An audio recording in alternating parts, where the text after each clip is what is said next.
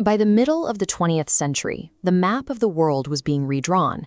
As colonial empires fractured, dozens of newly independent nation-states emerged, all facing the immediate problem of how to build a stable government from scratch. Ghana was the first sub-Saharan colony to gain independence. Because of its early start, it served as a primary indicator for how democratic rule might function in a post-colonial environment.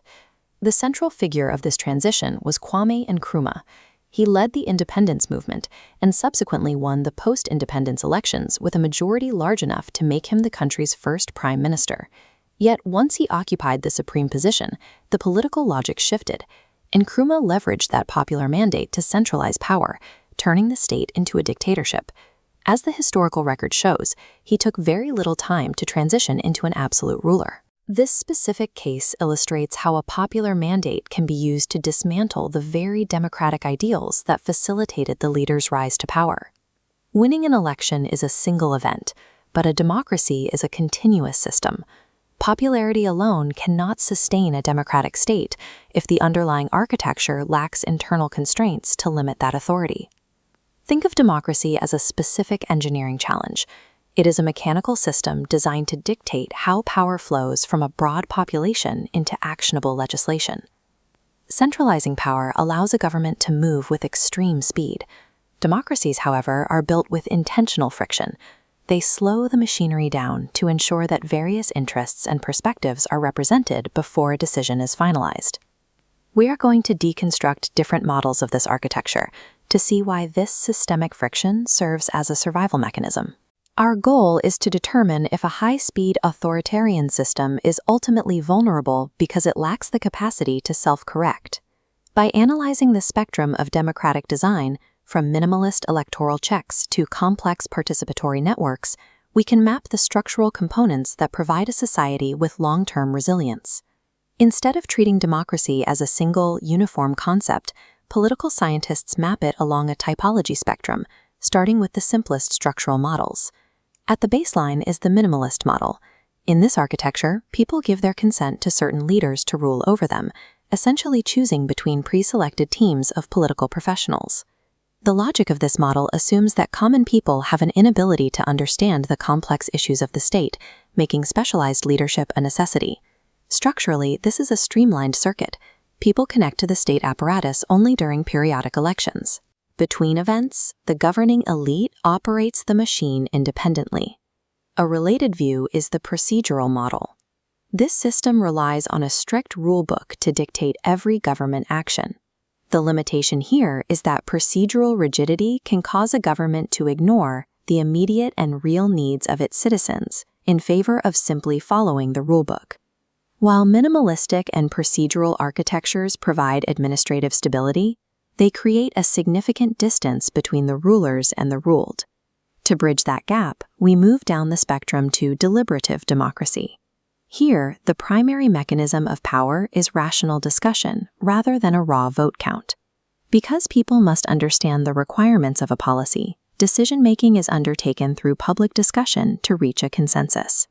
At the furthest end of the spectrum lies participatory or substantive democracy.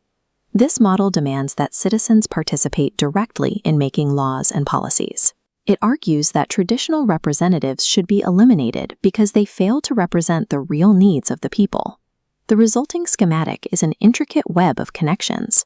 Every citizen node is linked directly to policy outputs, which requires high levels of constant engagement. We also see variations like social democracy, which maintains democratic participation while prioritizing constitutional norms over revolutionary change and providing public services like health and education. Moving from minimalist to participatory models involves a clear trade. We sacrifice decision-making speed for increasing levels of citizen input and systemic friction. Regardless of the specific typology, any democratic architecture requires load-bearing structures to withstand the whims and tantrums of individuals in power. The first of these is the rule of law. This is the principle that law is supreme, meaning all citizens are equal in the eyes of the law, and the state functions only within prescribed legal limits. Contrast this with an illiberal democracy, a system where democratic procedures like elections exist, but the government still curbs the liberty and rights of individuals or minorities.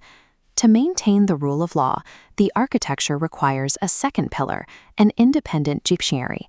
This is the system's cornerstone. By remaining separate from the legislative and executive branches, it provides the checks and balances necessary to ensure judges make decisions without outside influence.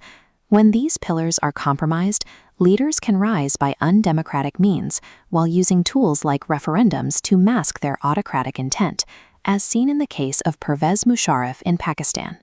These independent pillars serve as the critical load-bearing structures that determine if a political architecture remains democratic or collapses into autocracy. What happens when we scale these architectures to the global level, where no central government exists? The UN General Assembly functions as a global legislature. Every country can send a delegation and possesses exactly one vote. However, executive power is concentrated in the Security Council. Here, 5 permanent members hold a special status, including the power to veto any resolution. Global economic governance through the International Monetary Fund operates on a different logic entirely. The IMF uses a quota-based voting system. A member state's influence is tied directly to the amount of money they contribute, which is fixed in proportion to the size of their national economy. This creates a significant imbalance. Currently, just 7 wealthy countries hold nearly half of all total voting rights within the fund. This reveals a paradox in global governance.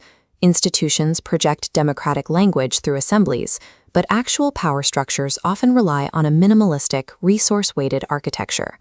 A modern alternative to the democratic spectrum is often termed Asian authoritarianism, which prioritizes economic well-being and social order over individual liberty.